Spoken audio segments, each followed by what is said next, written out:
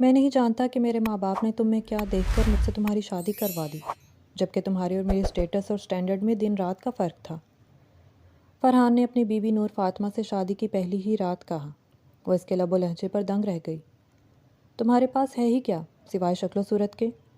وہ زہریلے لہجے میں اپنی شرٹ کے بٹن کھول کر بولا۔ نور فاطمہ نے حیا سے نظر جھکا لی، مگر فرحان بڑبڑاتے ہوئے ڈریسنگ روم کی طرف چلا گیا اور اپنے کپڑے بدل کر پھر باہر لوٹ آیا۔ پتہ ہے میں نے اپنے کریئر پر کتنی محنت کی ہے، اور تم جیسی گنوار میرے ساتھ کیا موو کر پائے گی جسے کلاس اور سٹیٹس کا صحیح معنوں میں مطلب بھی نہیں پتہ۔ وہ الماری سے ایک سوٹ کیس نکال کر اس میں اپنے کپڑے اور کتابیں ڈالنے لگا۔ تم جیسی گنوار لڑکی کبھی میری لائف پارٹنر نہیں بن سکتی۔ میں کل صبح کی فلائٹ سے امریکہ واپس جا رہا ہوں، وہاں جا کر الزبتھ سے شادی کروں گا۔ فرحان سعید کی سفاکیت بھرے الفاظ سنتی نور فاطمہ کی آنکھیں بھیگ گئیں۔ اسے محسوس بھی نہیں ہوا کہ پلکوں کی منڈیروں پر چمکنے والے موتی کسی سیلاب کی طرح بہنے لگے تھے۔ الفاظ تھے یا تیر، لہجہ تھا کہ وار۔ وہ اپنے دل کو تو سمجھا سکتی تھی، مگر روح کے زخموں پر مرہم لگانا اس کے لیے مشکل تھا۔ نور فاطمہ متوسط طبقے کی ایک روایتی لڑکی تھی۔ خاندان والوں نے اس کی شادی فرحان سے کروا کر انجانے میں اس کی زندگی برباد کر دی تھی۔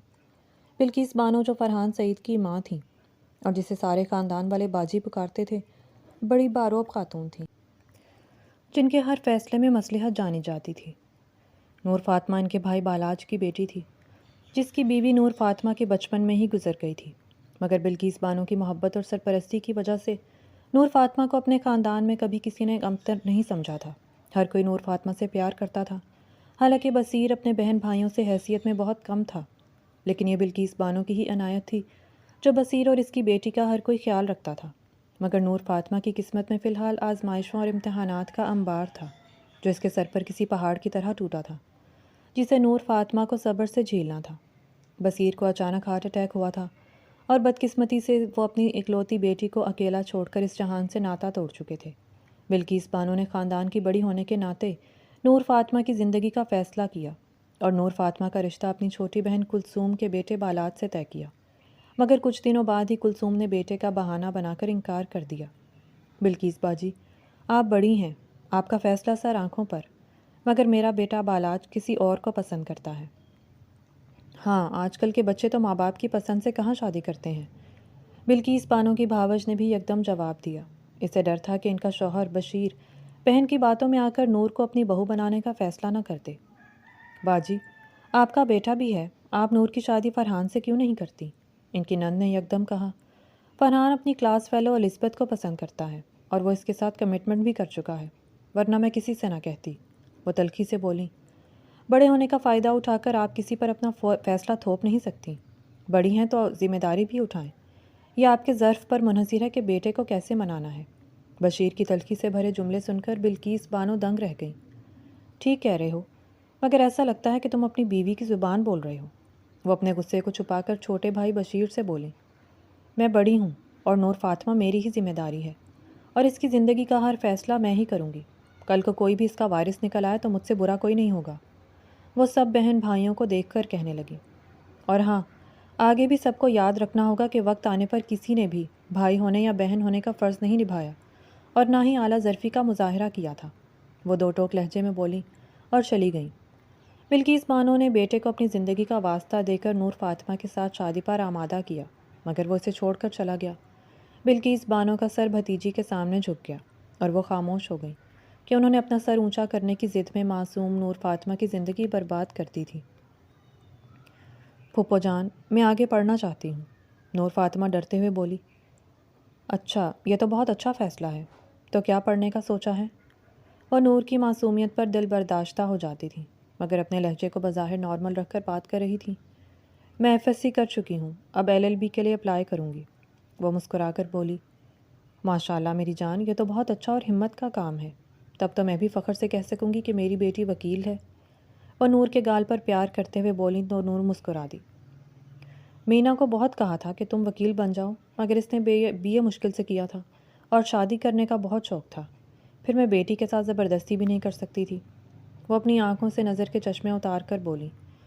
ایک اولاد پر فیصلہ تھوپ کر دو لوگوں کی زندگی ادھوری کر دی، مجھے معاف کر دو میری بچی، وہ نور کے ہاتھوں کو پکڑ کر بولی۔ کیسی باتیں کر رہی ہیں پھپھو جان، ایسا مت کہیں، آپ نے میرا بھلا سوچا تھا، یہ تو میری قسمت ہی پھوٹی تھی جو۔ ایسے مت کہو، تمہاری قسمت بہت اچھی ہے، وہ نور کی بات کاٹ کر ایک دم کہنے لگی۔ دیکھنا ایک دن تم آسمان چھو لو گی اور ہر کوئی تمہاری قسمت پر رشک کھائے گا۔ بلقیس بانو نے اس کے بالوں کو سنوار کر کہا تو وہ خوش ہو گئی۔ نور فاطمہ کو اپنی پھپھو بہت پیاری تھی کیونکہ وہ نور کو بہت چاہتی بھی تھی۔ بلقیس بانو کی 2 بیٹیاں تھیں، دونوں ہی نور سے بڑی تھیں اور ان کی شادیاں ہو چکی تھیں۔ بلقیس بانو اب نور فاطمہ کے ساتھ خود کو خوش اور مطمئن رکھنے کی کوشش کرتی تھی، اس لیے وہ اس کی ہر خواہش پوری کرنے میں کوئی کسر نہیں چھوڑتی تھی۔ یہ تم نے کیا کیا؟ میرے ڈیڈ کا بزنس سنبھالنے سے منع کر دیا، الزبتھ نے ناراضگی سے کہا۔ دیکھو، میں ایک بزنس مین ہوں، لیکن اس کا مطلب یہ نہیں کہ میں سب کا بزنس سنبھالوں گا۔ انکل ولیم کی آفر کی عزت کرتا ہوں کہ انہوں نے مجھے اس لائق سمجھا، مگر یہ ذمہ داری میں نہیں لے سکتا۔ فرحان نے لیپ ٹاپ پر تیزی سے انگلیاں چلاتے ہوئے کہا۔ وہ اپنے سبھی سن ان لاز میں تمہیں سب سے زیادہ چاہتے ہیں، مگر تم ہمیشہ انہیں غیر بنا دیتے ہو۔ الزبتھ نے ناراضگی سے اپنا اوور کوٹ اتارا اور کھونٹی پر ہینگ کیا۔ ایسا کچھ نہیں، میں بس اپنی باؤنڈری بنا کر رکھتا ہوں۔ مجھے لگتا ہے ہر رشتے میں توازن رکھنا ضروری ہے۔ ہاں تو رکھو توازن، لیکن رشتوں کو نبھانے کے لیے بہت کچھ کرنا پڑتا ہے، الزبتھ خفیف لہجے میں بولی تھی۔ ہاں، رشتے نبھا تو رہا ہوں، مگر میری جانب سے سب اوکے ہے۔ ایک تم ہی ہو جو موم سے ویڈیو کال پر بھی بات نہیں کر پائی تھی، جیسے سارے جہاں کی صحت کی ذمہ داری تمہارے سر ہے۔ وہ اپنے کام میں مصروف انداز میں بولا تھا، جبکہ الزبتھ منہ بسورے شاور لینے چلی گئی۔ فرحان سعید نے بھلے ہی الزبتھ کے ساتھ محبت سے شادی کی تھی، مگر وہ اپنی محبت میں خودداری کو نہیں چھوڑ سکتا تھا، اور یہی بات اکثر الزبتھ اور اس کی موم کو بری لگتی تھی۔ وہ چاہتی تھی کہ فرحان اپنا فیبرک کا بزنس چھوڑ کر اس کے باپ ولیم کا بزنس سنبھالے۔ ولیم کو فرحان بہت پسند تھا کیونکہ فرحان کے اندر ایک ٹپیکل مدر کی جھلک تھی جسے ولیم بخوبی دیکھ سکتا تھا۔ ولیم خود ایک انڈین فیملی سے تعلق رکھتا تھا، مگر یہیں برطانیہ میں پیدا ہوا اور پلا بڑھا تھا، تو کبھی بھی ایشین نہیں لگتا تھا۔ اس کا اپنا بیٹا چھوڑ کر جا چکا تھا، مگر وہ فرحان کو بیٹوں کی طرح چاہتا تھا۔ فرحان اور الزبتھ کی شادی کو 2 سال ہو گئے تھے، مگر انہیں کوئی اولاد نہ تھی۔ فرحان نے کئی بار کہا کہ وہ بچہ اڈاپٹ کر لیں، مگر الزبتھ نہیں مانی۔ وہ اپنے پروفیشن کو چھوڑ کر کسی بچے کی ذمہ داری نہیں لینا چاہتی تھی۔ الزبتھ ایک ہاسپٹل میں نیوٹریشنسٹ کی جاب کرتی تھی۔ وہ اپنی ہیلتھ اور خوبصورت پرسنالٹی کی بہت پرواہ کرتی تھی۔ اسے اپنی جاب بھی اسی وجہ سے پیاری تھی، اسی لیے وہ فیملی سے زیادہ اپنے کلائنٹس پر توجہ دیتی تھی۔ فرحان کو اس کی جاب پر کوئی اعتراض نہیں تھا اور نہ ہی وہ اسے کسی بات پر ٹوکتا تھا، مگر وہ خود کو اکثر اکیلا سمجھتا تھا۔ اس کے باوجود وہ الزبتھ سے بہت محبت کرتا تھا اور اس کی فکر کرتا تھا، مگر فرحان کی خاموش مزاجی سے الزبتھ کو کوفت ہوتی تھی۔ تم اپنی ایکس کو یاد کر رہے ہو؟ وہ اکثر مذاق اڑا کر کہتی۔ فرحان اس کے طنز پر حیران رہ جاتا کیونکہ فرحان نے الزبتھ سے جھوٹ بولا تھا کہ اس نے نور فاطمہ کو طلاق دے دی تھی۔ فرحان نے گزرے 5 سالوں میں کبھی نور سے رابطہ نہیں کیا تھا۔ نور فاطمہ بھی اسے بھلا کر اپنی زندگی میں مگن ہو گئی تھی۔ امریکہ میں الزبتھ سے ایکسیڈنٹ ہوا، اسے جیل سے چھڑانے کے لیے وہ بیسٹ وکیل کی منت کر رہا تھا۔ پلیز میری بیوی کو سزا سے بچا۔ باقی الفاظ فرحان کے منہ میں رہ گئے جب اس ٹیبل کے پاس کھڑی نور فاطمہ نے پلٹ کر کہا، بچی کی جان گئی ہے، سزا تو لازمی۔ نور فاطمہ سزا لفظ پر زور دے کر بولی تھی۔ فرحان چند لمحوں تک سانس لینا بھول گیا تھا، اسے لگا وہ کوئی خواب دیکھ رہا تھا۔ نور فاطمہ نے وکالت کی ڈگری لینے کے بعد امریکہ کے ایک لا فارم میں اپلائی کیا تھا۔ وہ اپنی پڑھائی میں ہمیشہ سے بہت ہوشیار تھی، مگر کبھی بھی اپنی ذہانت کا شو آف نہیں کرتی تھی۔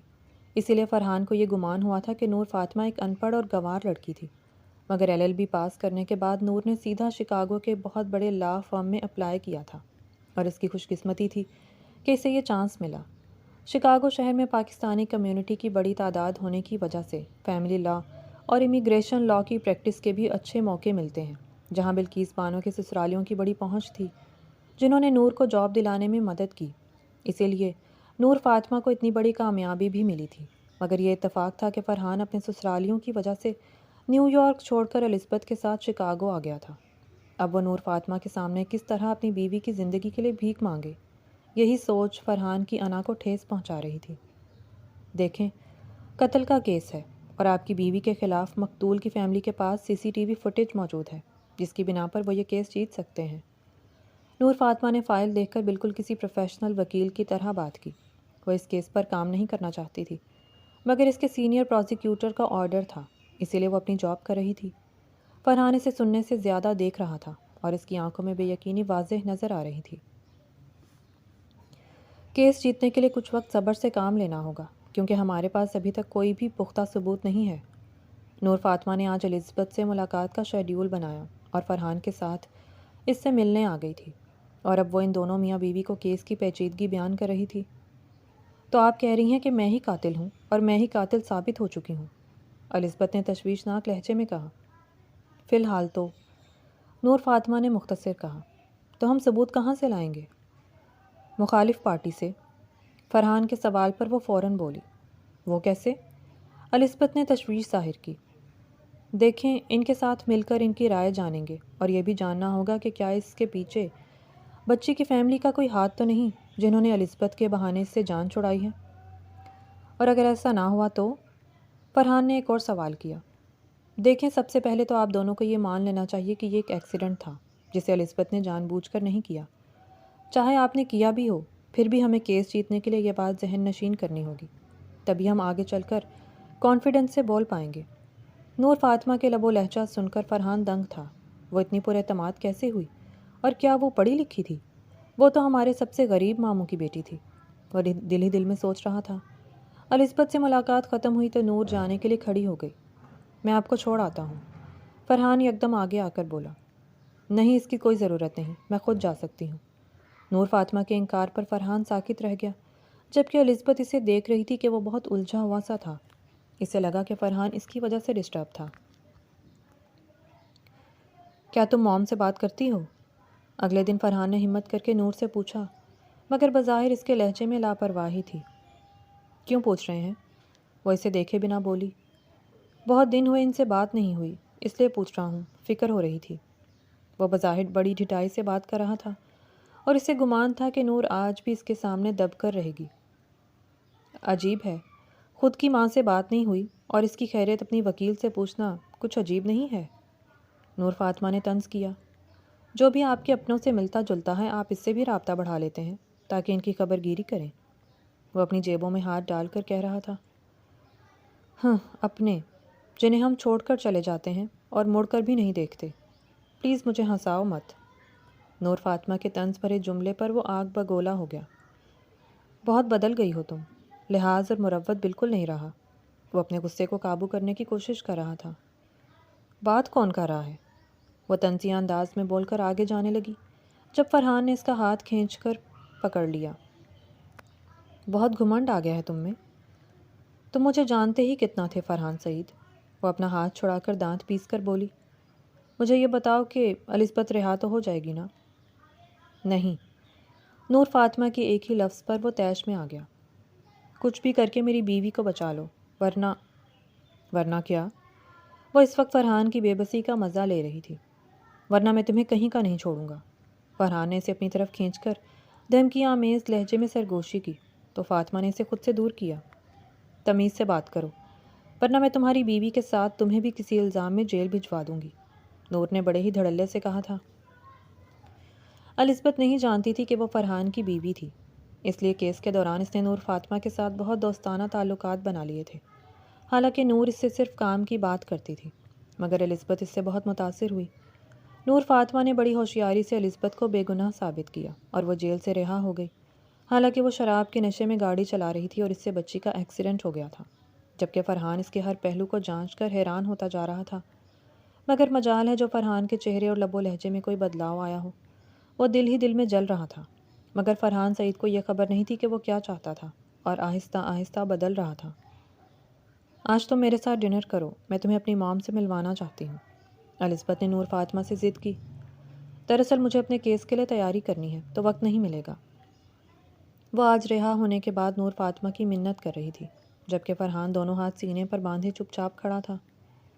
بیبی، کہو نا اسے، وہ فرحان کو دیکھ کر بولی، جبکہ وہ خود نہیں چاہتا تھا کہ وہ نور سے زیادہ مل کر خود کو ہر وقت لعنت ملامت کرے، کیونکہ ابھی ابھی نور فاطمہ نے اس کی بیوی کو بچا کر اعلیٰ ظرفی کا مظاہرہ کیا تھا۔ ہم پھر کبھی ملیں گے، وہ مصروف ہوگی، اس کی جاب بہت ٹف ہے۔ نور کی بات پر فرحان نے انکار کیا تو الزبتھ بھی چپ ہو گئی۔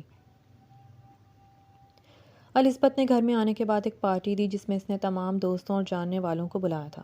اس نے نور کو بہت اصرار کیا، تب جا کر وہ آئی۔ اپنے شوہر کے ساتھ وہ اسے دروازے پر ریسیو کرنے آئی اور بہت ہی اچھے سے ویلکم کیا، جبکہ فرحان بیوی کی خوشی کی خاطر مسکرانے پر مجبور تھا، حالانکہ وہ نور کو دیکھتے ہی دل میں خوف زدہ ہو جاتا تھا، کیونکہ وہ اس کی خوبصورتی کی تاب نہیں لا سکتا تھا۔ وہ اس کے جادوئی سحر میں مبتلا ہونے کے ڈر سے بہت کم بات کر رہا تھا۔ ویٹر نے آ کر ان سب کو ڈرنک پیش کیا تو سب نے ایک ایک گلاس اٹھایا سوائے فرحان کے، کیونکہ وہ شراب کو ہاتھ تک نہیں لگاتا تھا۔ مگر نور فاطمہ یہ بات نہیں جانتی تھی کہ ان میں شراب بھی موجود ہے، اس لیے بنا سوچے سمجھے ایک گلاس اٹھا لیا۔ 1 منٹ، فرحان سعید نے اس کے ہاتھ سے گلاس لے کر ایک گھونٹ پیا اور واپس ٹرے میں رکھ دیا، پھر دوسرا گلاس اٹھا کر اسے ہاتھ میں تھمایا۔ یہ لو۔ نور حیرت سے اسے تکنے لگی، مگر بنا کچھ کہے سمجھ گئی تھی۔ کچھ دیر میں اسی لان میں کھانے کی اشیاء کے ساتھ ایک لمبی قطار میں میز سجائی گئی، جہاں آہستہ آہستہ سبھی مہمان بیٹھ رہے تھے۔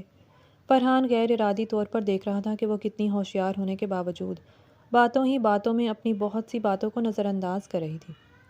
شاید وہ پارٹیز میں نہیں جاتی ہوگی۔ وہ نور کو دیکھ کر زیر لب بولا، مس نور، پلیز یہ ضرور ٹرائی کریں، پیزا ٹاپنگز اور ہاٹ ڈاگ، یہ یہاں کے مشہور اور روایتی کھانے جیسے باہر سے آنے والے ضرور کھاتے ہیں۔ الزبتھ نے شکاگو کی مشہور کھانوں کو اس کی طرف بڑھا کر کہا۔ نور مسکرا کر اسے اپنی پلیٹ میں نکال رہی تھی جب فرحان نے اس کے آگے اسٹیک کا ٹرے رکھا جو حلال گوشت سے بنا تھا۔ مس نور، آپ یہ کھائیں، آپ کو کھانے میں لذیذ لگے گا۔ میں سینڈوچ کھانا پسند کروں گی۔ نور فاطمہ نے فرحان کی پیشکش کو مسکرا کر رد کیا تو الزبتھ بہت خوش ہوئی۔ مجھے لگا آپ حلال گوشت کھاتی ہیں۔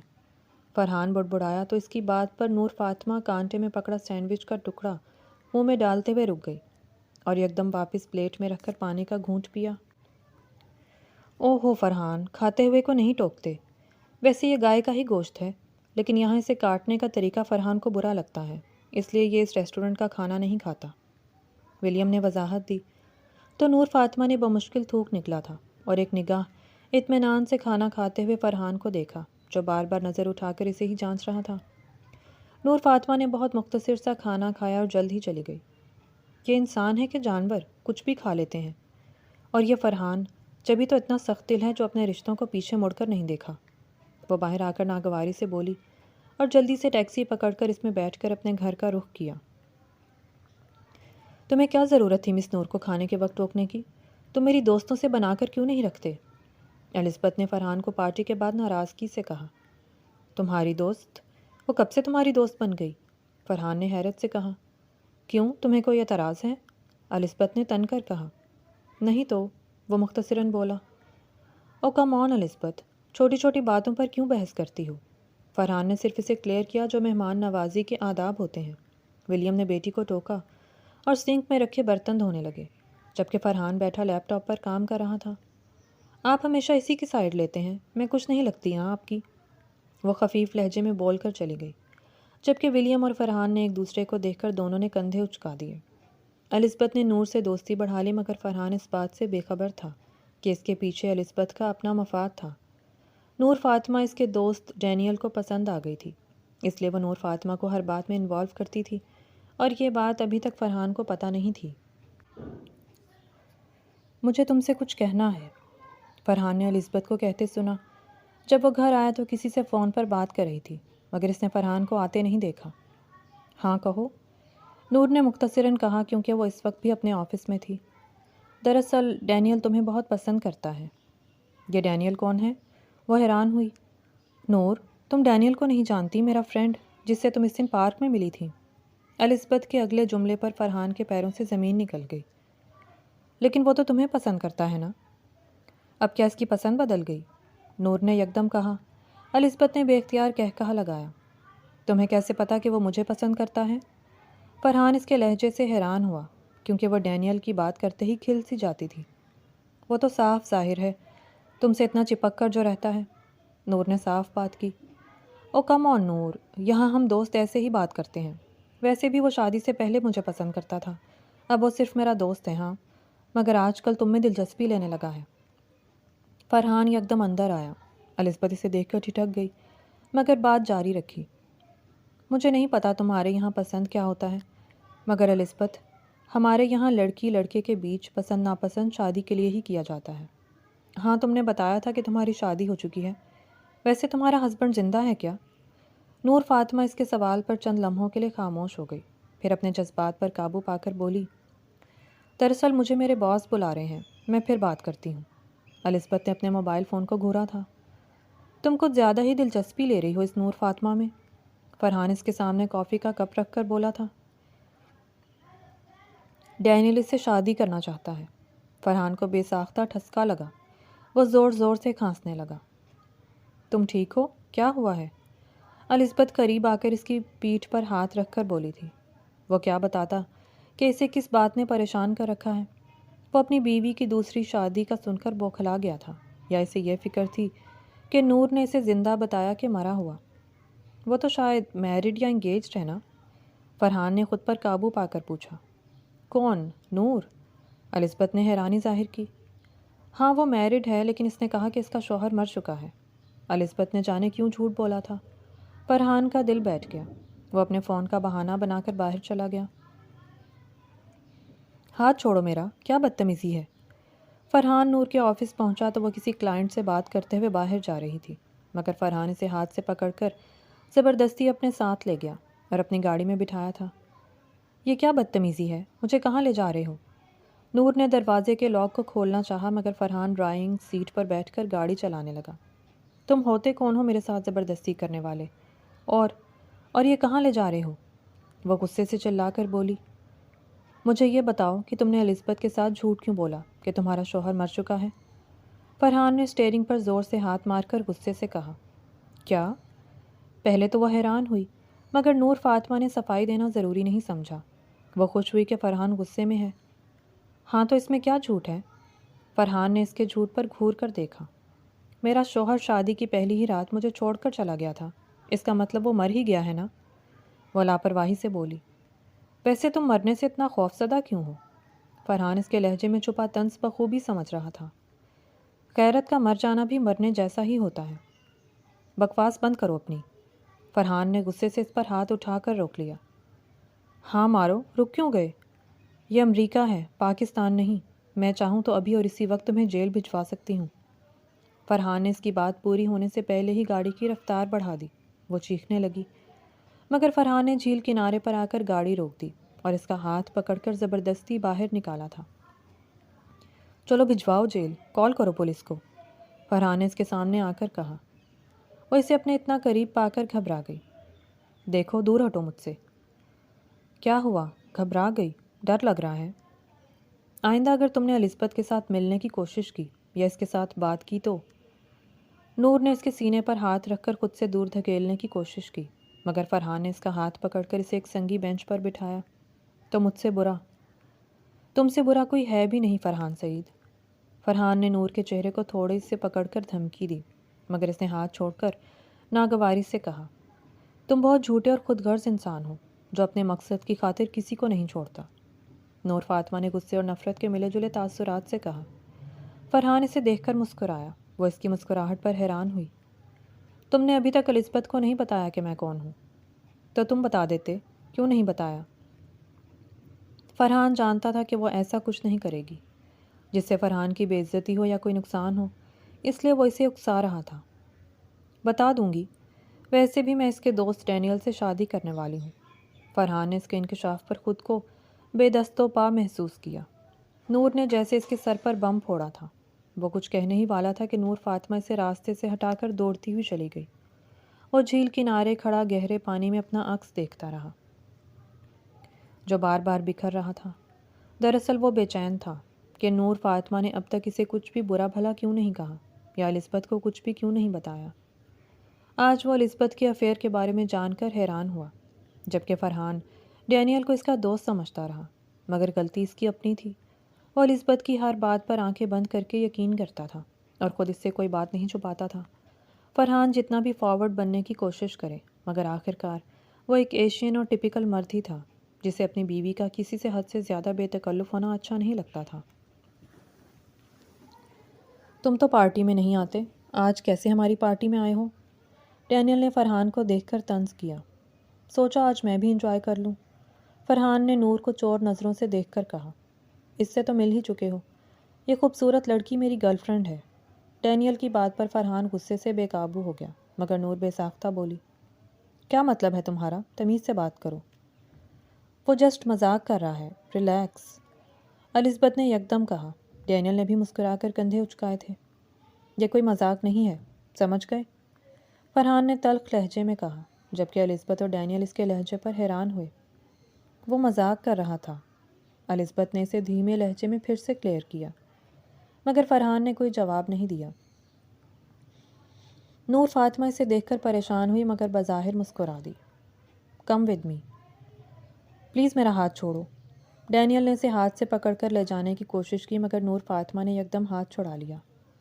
نور چلو نا، ڈانس کرتے ہیں، الزبتھ نے پیار سے کہا تھا۔ نہیں شکریہ، میں ڈانس نہیں کرتی، وہ نرمی سے بولی۔ فرحان کوشش کر رہا تھا کہ اپنے جذبات پر قابو رکھے، مگر نہ چاہتے ہوئے بھی اس کی پوری توجہ نور فاطمہ کی طرف تھی۔ اچھا چلو یہ ڈرنک لو۔ الزبتھ اپنی ایک دوست کو ویلکم کرنے گئی تو ڈینیل نے اسے گلاس دے کر کہا۔ نور فاطمہ نے مجبوراً جوس کا گلاس لے لیا، مگر فرحان کی گھورتی نظروں نے اسے جوس نہ پینے دیا۔ دراصل آج میری طبیعت کچھ ٹھیک نہیں، تو کھانے یا پینے کا من نہیں، نور نے بمشکل مسکرا کر کہا، حالانکہ اسے اس طرح کے ماحول میں کوفت ہو رہی تھی، جہاں آدھے ادھورے لباس، برہنہ جسم اور سگریٹ شراب پیتے سب مرد و خواتین ایک ساتھ ناچ گا رہے تھے۔ کوئی بات نہیں، میں تمہیں گھر چھوڑ آتا ہوں۔ ڈینیل نے اسے پیشکش کی تو وہ مان گئی۔ ہمیں بھی چلنا چاہیے، فرحان نے الزبتھ سے کہا۔ نہیں، میں تو بھی یہی ہوں، کل سنڈے ہے، کچھ تو انجوائے کرنے دو، الزبتھ نے اپنے کھلے بالوں کو ادھر ادھر جھٹکتے ہوئے مست انداز میں کہا تھا۔ تو مجھے بھی راستے میں ڈراپ کر دیں پلیز، ویسے بھی ڈینیل ڈسٹرب ہو جائیں گے، نور نے اسے جاتے دیکھ کر یکدم کہا تھا۔ نہیں کوئی بات نہیں، اسے جانے دو، ہم اس بہانے ایک ساتھ کچھ وقت گزار لیں گے۔ وہ پہلے ہی بتا چکی ہے کہ اس کی طبیعت ٹھیک نہیں، تو اسے فورس مت کرو، فرحان نے نور کے سامنے آ کر کہا۔ سب اسے دیکھنے لگے۔ پلیز جلدی گھر آ جانا، وہ الزبتھ کو دیکھ کر برہم ہوا۔ الزبتھ اس کے لہجے سے حیران ہوئی۔ میں اپنی مرضی سے آؤں گی، پلیز مجھ پر اپنی مرضی چلانے کی کوشش مت کرو، وہ یکدم بولی تھی۔ فرحان اسے دیکھ کر غصے سے باہر چلا گیا۔ نور بھی اس کے ساتھ چلی آئی۔ جس کی خاطر سب چھوڑ دیا وہ تو تمہاری عزت تک نہیں کرتی، تم کیا خوش رہ سکتے ہو فرحان سعید؟ نور فاطمہ چپ چاپ اس کے پیچھے چلتی ہوئی سوچ رہی تھی۔ یہاں سے میں خود چلی جاؤں گی، ساتھ دینے کا شکریہ، وہ فرحان کو بول کر آگے بڑھی، مگر فرحان نے اس کا ہاتھ پکڑ کر روک دیا۔ ایسا کچھ نہیں ہوگا، تم میرے ساتھ چل رہی ہو بس۔ کیا طریقہ ہے تمہارا؟ چھوڑو مجھے، نور فاطمہ نے اپنی کلائی اس کی گرفت سے چھڑانی چاہی۔ چپ چاپ میرے ساتھ آؤ۔ میں نہیں آ رہی، تمہیں کیا لگتا ہے تمہارا جب دل کرے گا مجھے چھوڑ دو گے اور جب دل کرے گا دھتکار دو گے؟ ایسا کچھ نہیں ہوگا، سمجھ گئے؟ نور فاطمہ نے بنا کوئی لحاظ کیے سب بول دیا۔ آس پاس کے لوگ انہیں دیکھ رہے تھے۔ بول دیا، اب چلو۔ فرحان نے ادھر ادھر دیکھ کر اسے لے جانے کی کوشش کی۔ میں خود جا سکتی ہوں، وہ تیز قدموں سے آگے بڑھ گئی۔ فرحان اسے دیکھ رہا تھا۔ کچھ دیر چلنے کے بعد وہ آگے سڑک پر نکل آئی، جہاں سے کچھ لڑکے اس کا پیچھا کرتے ہوئے آگے پیچھے چلنے لگے۔ وہ انہیں دیکھ کر گھبرا گئی، مگر بظاہر ہمت سے اپنا ID کارڈ نکال کر انہیں دکھا کر ڈرانے کی کوشش کی تھی کہ وہ ایک وکیل ہے، مگر وہ نور فاطمہ کا کارڈ چھین کر ہنسنے لگے اور اسے چھیڑنے لگے۔ فرحان نے آ کر گاڑی روکی اور اس کا کارڈ چھین کر انہیں پولیس کی دھمکی دی۔ وہ مارنے کے لیے بڑے ہی تھے کہ پولیس کی گاڑی کا سائرن کی سنائی دیا۔ وہ سب بھاگ نکلے۔ فرحان نے اسے گاڑی میں بٹھایا اور ڈرائیو کرنے لگا، مگر نور فاطمہ منہ پھیر کر باہر دیکھنے لگی۔ کہا تھا کہ چھوڑ آتا ہوں، مگر تمہیں… ہاں ٹھیک ہے، چپ چاپ ڈرائیو کرو، وہ فرحان کی بات کاٹ کر بولی۔ فرحان نے اسے حیرت سے دیکھا، وہ اب بھی باہر دیکھ رہی تھی۔ مام ٹھیک ہیں؟ فرحان نے اچانک سوال کیا۔ وہ بہت خوش ہیں کہ میں بہت جلد پاکستان جا رہی ہوں، وہ جتاتے ہوئے بولی۔ تو تم نے ابھی تک شادی کیوں نہیں کی؟ فرحان نے اسے بغور دیکھ کر پوچھا۔ تمہیں کیا لگتا ہے تمہاری جدائی کے غم میں نے دوسری شادی نہیں کی؟ بہت خوش فہمی ہے نا تمہیں، وہ طنزیہ لہجے میں بولی۔ ایسا میں نے کب کہا، بلکہ میں تو چاہتا ہوں کہ کوئی اچھا لڑکا دیکھ کر شادی… ہاں کر لوں گی شادی، تمہیں میری فکر کرنے کی ضرورت نہیں ہے، سمجھ گئے؟ نور فاطمہ نے ایک بار پھر سے اسے خاموش کرا دیا۔ اور ہاں، مجھے ڈیورس پیپر بھیج دینا۔ فرحان نے اس کے گھر کے آگے گاڑی روکی تو وہ باہر نکل کر اس کی کھڑکی پر جھک کر بولی۔ فرحان کو دھچکا لگا۔ اسے یوں محسوس ہوا جیسے کسی نے اس کے منہ پر چماٹ ماری تھی۔ نور فاطمہ اس کے چہرے کے تاثرات دیکھ کر مسکرائی تھی اور اندر چلی گئی۔ آپ پوچھیں گی نہیں کہ وہ کیسا ہے؟ نور نے بلقیس بانو کو فون پر کہا، جس نے یہ جان کر بھی کہ وہ فرحان سے ملی ہے نہیں پوچھا کہ اس کا بیٹا کیسا ہے اور کس حال میں ہے۔ میں جانتی ہوں وہ اپنی دنیا میں مگن ہے، تو میں کیوں پوچھوں کہ وہ کیسا ہے؟ جس دن وہ تجھے چھوڑ کر گیا تھا اسی دن میں نے اس سے سارے رشتے ناتے توڑ دیے تھے۔ نور فاطمہ دل ہی دل میں شرمسار ہوئی کہ اس کی وجہ سے ماں بیٹے میں دراڑ آ گئی تھی، لیکن وہ بہت اکیلا ہے، اس کی بیوی سے دھوکہ دے رہی ہے، وہ بہت جھوٹی ہے اور فرحان سب جان کر بھی خود کو سزا دے رہا ہے۔ نور کی باتیں سن کر بلقیس بانو کی آنکھیں نم ہو گئیں، مگر وہ خاموش رہیں۔ چھوڑو ان باتوں کو، تم اس کی فکر میں خود کو ہلکان مت کرو۔ یہ بتاؤ کب تک آ رہی ہو پاکستان؟ وہ بات بدل کر بولی۔ ہاں، اگلے ہفتے سے چھٹیاں ہیں، پھر سیدھی گھر اور آپ کے پاس۔ وہ خوشی سے بولی، چلو یہ تو گڈ ہو گیا، میں بھی بہت یاد کر رہی تھی تمہیں، بس جلدی آ جاؤ میرے پاس۔ نور فاطمہ ان کے لہجے میں چھپی اداسی کو محسوس کر سکتی تھی، مگر وہ کیا کرتی؟ اس نے پچھلے 5 سالوں میں کسی پر بھروسہ نہیں کیا۔ اس کا شادی کے رشتے سے بھروسہ اٹھ گیا تھا۔ تمہیں اس کے ساتھ نہیں رکنا چاہیے تھا، مگر تم نے سب کے سامنے مجھے صاف انکار کیا اور اس کا ساتھ دیا۔ فرحان اور الزبتھ کے درمیان 2 دن سے لڑائی چل رہی تھی، کیونکہ وہ جان چکا تھا کہ الزبتھ اور ڈینیل کے بیچ کچھ چل رہا ہے۔ وہ غصے کے مارے ڈپریشن میں مبتلا تھا، مگر فرحان بظاہر کبھی بھی ہار نہیں مانتا تھا۔ وہ کبھی ظاہر نہیں کر پاتا تھا کہ اس کے دل میں کیا چل رہا ہے۔ اور اپنے بارے میں کیا کہو گے؟ تم نے مجھ سے چھپایا کہ نور فاطمہ تمہاری بیوی ہے، اور سچ تو یہ کہ تم نے ابھی تک اسے ڈیورس نہیں دیا، یہاں تک کہ اس سے ملتے رہتے ہو۔ ایسا کچھ نہیں ہے، وہ میری بیوی ہے، مگر میں اس سے تمہاری ضمانت کے لیے ملا تھا۔ وہ گرایا تھا۔ میں بھی سوچوں کہ اس نے مجھے کچھ بھی کر کے جیل سے کیوں چھڑایا، مگر در حقیقت یہ مہربانی، یہ محبت، سب کچھ اس نے تمہاری وجہ سے کیا تھا۔ یہ ایشین عورتیں اتنی گری ہوئی ہوتی ہیں کہ ساری زندگی ایک ہی مرد کے پیچھے زندگی برباد کر دیتی ہیں۔ بکواس بند کرو اپنی، خبردار جو نور کے کردار کے لیے کچھ بھی غلط کہا تو کیا مجھے چھوڑ دو گے؟ وہ ٹیبل سے سامان اٹھا کر پھینک رہی تھی اور ساتھ ہی فرحان پر چلا رہی تھی۔ بس کرو تم دونوں، یہ کیا تماشا ہے؟ ولیم نے اندر آ کر کہا۔ فرحان ان کے کہنے پر باہر نکل گیا، مگر الزبتھ ڈریسنگ روم میں گھس گئی۔ فرحان کی کال تھی، تمہارے لیے پوچھ رہا تھا، نور کو اپنی اسسٹنٹ نے بتایا۔ وہ حیران ہوئی کہ فرحان نے کال کیوں کی تھی۔ کچھ بتایا کہ کس لیے؟ نہیں، بس اس کے لہجے سے وہ پریشان لگ رہا تھا، لگتا ہے پھر اس کی بیوی نے کوئی مسئلہ کھڑا کر دیا ہے۔ جیسب نے ناگواری سے کہا، ویسے تھوڑا ایٹیچیوڈ ہے اس میں، لیکن اپنی بیوی کی بہت فکر کرتا ہے۔ وہ کمپیوٹر پر کام کرتے ہوئے بولی، جبکہ نور فاطمہ کسی سوچ میں پڑ گئی۔ یہی ہونا تھا، اس نے سارے رشتوں کو ناراض کر کے ایک اسی کا سوچا، مگر وہ آدھی بھی اس کی نہیں۔ الزبتھ بہت خود غرض عورت ہے، نور فاطمہ نے اپنے خیال میں گم زیر لب کہا۔ جیسب نے بھی اسے مڑ کر دیکھا تھا۔ تم یہاں کیا کر رہے ہو؟ نور فرحان کو اپنے دروازے پر دیکھ کر حیران ہو کر بولی تھی۔ 5 سالوں کے عرصے نے جو نور فاطمہ اور فرحان کے بیچ فاصلے بنائے رکھے تھے، اسے توڑنا ان دونوں کے لیے بہت مشکل تھا۔ فرحان نے کبھی خود سے کسی کے سامنے محبت کا اظہار نہیں کیا تھا۔ وہ تو الزبتھ تھی جس نے اسے شادی کے لیے پرپوز کیا تھا، اور دونوں نے کورٹ میرج کر لی تھی۔ اب وہ نور فاطمہ کو چاہتا تھا، اس بات کا اندازہ بھی نہیں تھا اسے۔ فرحان نور کو دیکھتے ہی جذباتی ہو جاتا تھا، اگر وہ ان احساسات کو غصہ اور نفرت ہی سمجھتا تھا۔ وہ نور کو دیکھ کر وہ اسے تنگ کرتا اور برا برتاؤ کرتا تھا۔ وہ خود نہیں جانتا تھا کہ آخر وہ کہنا کیا چاہتا ہے۔ مجھے کچھ کہنا ہے۔ وہ نور کو راستے سے ہٹا کر اندر گھس آیا تھا۔ تم میرے گھر میں اس طرح میری اجازت کے بغیر نہیں آ سکتے، وہ فرحان کے پیچھے آ کر بولی تھی۔ مجھے یہ بتاؤ کہ تم مجھے معاف کر دو گی؟ کیا؟ وہ فرحان کی معذرت پر بے یقینی سے بولی۔ اسے فرحان سے اس جملے کی امید نہیں تھی۔ فرحان نے ادھر ادھر دیکھ کر اسے بے بسی سے دیکھا۔ مجھے معاف کر دو، وہ غصے سے بولا تھا۔ ایسے کون شرمندگی ظاہر کرتا ہے؟ وہ دونوں بازوؤں کو سینے پر باندھے سے تکتے ہوئے بولی تھی۔ میں تم سے معافی مانگ رہا ہوں اور تم مجھ پر طنز کر رہی ہو، وہ خفیف انداز میں اس کے سامنے آیا۔ معافی مانگ رہے ہو یا پتھر مار رہے ہو؟ تو تم ہی بتاؤ کہ کیسے بات کروں، کس انداز میں معافی مانگوں؟ تمہیں معافی مانگنے کی ضرورت نہیں ہے، کیونکہ مجھے تمہاری معافی نہیں چاہیے، وہ کچن میں جا کر بولی۔ نور، مجھے تم سے پیار ہو گیا ہے، میں تمہیں چاہنے لگا ہوں، اور میں تمہارے ساتھ کبھی بھی نہیں رہنا چاہتی۔ یہ سوچا بھی کیسے تم نے کہ میں تمہارے ساتھ رہوں گی؟ وہ غصے سے بولی تھی، مگر فرحان نے اس کی کسی بھی بات کی پرواہ کیے بغیر اسے اپنی طرف کھینچا اور اپنی باہوں کے گھیرے میں لے کر اسے دھمکاتے ہوئے بولا، یہ مت بھولو کہ تم اب بھی میرے نکاح میں ہو اور میرا تم پر حق ہے، مگر شکر کرو میں نے ابھی تک تم پر کوئی حق نہیں جتایا۔ مگر سوچو، اگر میں اپنی پر آ گیا تو تم کچھ بھی نہیں کر پاؤ گی۔ کیا کر رہے ہو میرے ساتھ؟ تم زبردستی کرو گے؟ اور تم کتنا گرو گے؟ تمہیں بہت بھوک ہے نا؟ نور کی بات پر وہ بھڑک گیا۔ بس کرو، اپنی بکواس میں اتنا گرا ہوا نہیں کہ کسی بھی عورت کو دیکھ کر من بدل لوں۔ میں تم سے معافی مانگ کر صلح کرنے آیا تھا، مگر کیا؟ تمہاری انا کو ٹھیس پہنچی ہے۔ تمہیں یہ گوارا نہیں کہ کوئی عورت کچھ کہے۔ یاد کرو تم نے شادی کی رات مجھے کتنا ذلیل کیا تھا۔ نور فاطمہ کی بات پر وہ دل ہی دل میں بہت شرمندہ تھا، اس لیے وہ آج نور سے معافی مانگنے آیا تھا۔ مگر یہ فرحان سعید تھا جسے معافی مانگنے کا کوئی ڈھنگ نہیں تھا، یا پھر وہ ایسے ہی معافی مانگتا تھا جیسے غلطی سامنے والے کی ہو۔